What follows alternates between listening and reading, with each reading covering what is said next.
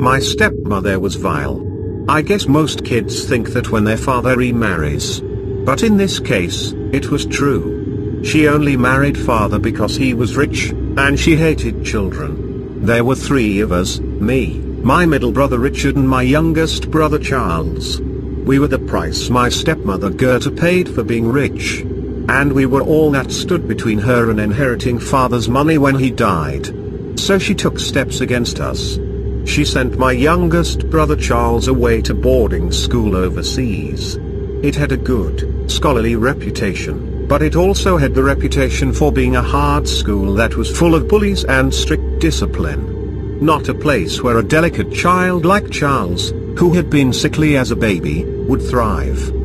He was miserable there. Somehow, Gerta contrived to keep him there for all but the summer holidays, and when he came home the first year he was pale and thin with dark circles under his eyes that looked like bruises.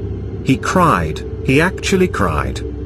When father told him he had to go back to the school. But father didn't listen to him. Gerta thought it would be good for Charles to go there, and so Charles went. I did everything I could, encouraging letters and daily phone calls, until Gerta said it was too expensive and restricted calls to 5 minutes once a month. I even got father to book me a ticket to Europe so I could visit Charles. Gerta was enraged when she found out.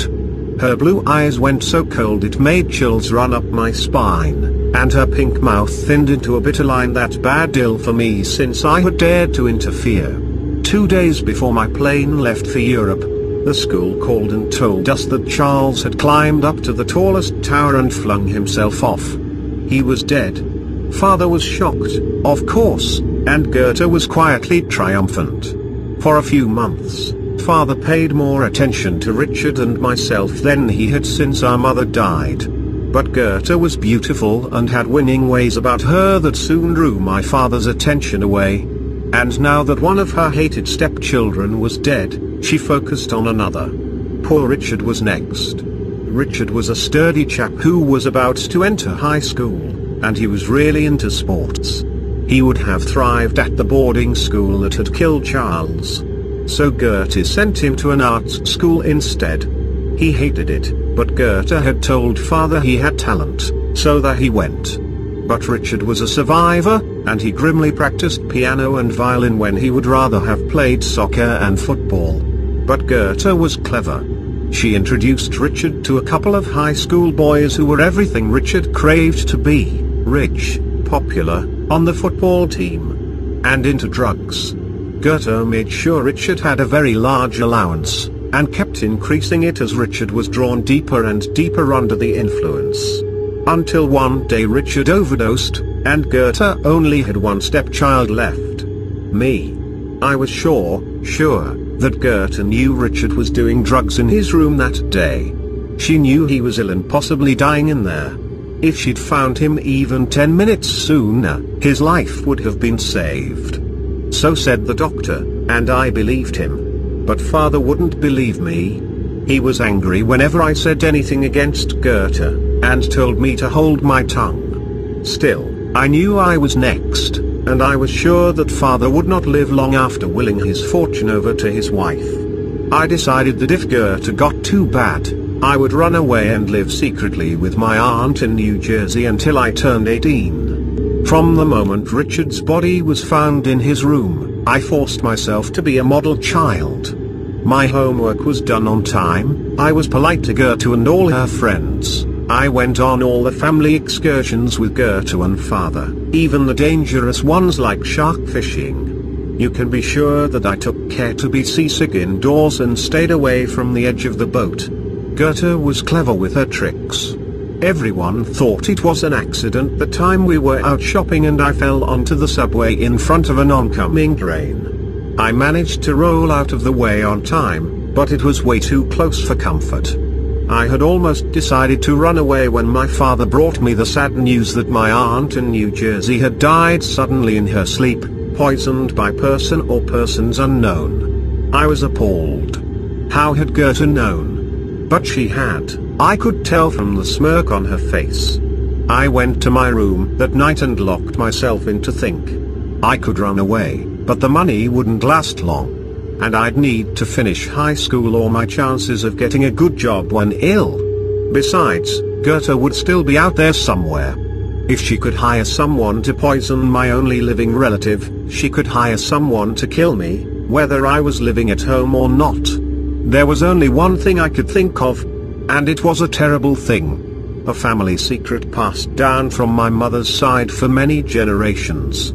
It involved a witch named Bloody Mary, who had once tried to kill my many times great-grandmother and use the child's blood to make herself young and beautiful forever. The witch had been stopped by the child's father in the nick of time, and the witch had cursed him as she burned at the stake. Cursed his mirror, and the mirrors of all the men who had condemned her to death at the stake, so that anyone saying her name in front of those mirrors would invoke her vengeful spirit. The story had gotten mixed up over the years, as it was passed down first in their village and then all over the country. These days, school kids everywhere scared themselves silly chanting Bloody Mary's name in front of darkened mirrors during sleepover parties, and nothing happened to them. So no one really believed in the curse. Of course, no one knew the real story of Bloody Mary. That was a deep secret handed down by the villagers of long ago. But I was a direct descendant, and I knew how to summon the witch. You had to use a mirror owned by someone in the direct bloodline of one of the original families that lived in Bloody Mary's village. And the witch's name must be spoken by candlelight a certain number of times in their native tongue. It was an evil thing to do, I knew. But it was the only way to save my life.